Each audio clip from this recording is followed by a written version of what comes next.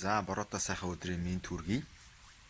За намайг Колорадод сайн дурын ажил хийгээд явж байгаа үед нэг ах надад ийм зөвлөгөө өгч ирсэн. Тэр нь өөрийгөө хизээч бусадтай бүү харьцуулаа. Харин өөрийгөө урд нь ямар байсантайгаа байнга харьцуулж явж бай гэж хэлжсэн.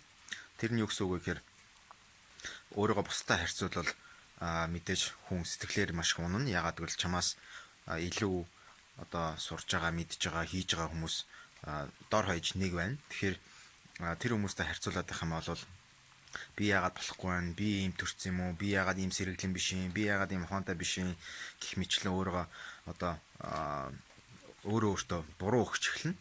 Өөрөөсөө өө хайж эхэлнэ. Харин өөрийгөө урд нь ямар байсантай харьцуулах юм бол хүн болгон дээшээ өссөн байгаа. Мөн энэ болохоор нөгөө эцэг эхчүүдэд маш их анзаарэгддэг зүйл. Тэрний хүүхд ингээд байна. Балдангийн хүүхд ийм байна, тийм байна тий. Тэгэхээр хүүхдүүдээ бас тэгж өсгөж болохгүй нэ. Залуу хүний хувьд бол хизээч тийм үг сонсох юм бол түүнд бити автаж одоо өөрийнхөө үнэлэмжийг алдаарай гэж захимаар байна. За тэгээд дахиад тавтаад хэлье.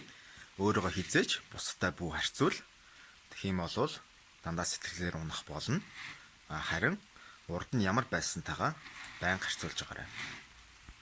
За энэ видео маань таалагдсан бол яг хэрэгтэй хүнд нь энэ видеог үзүүлээрэй, шеэрлээрэй. За амжилт хүсье.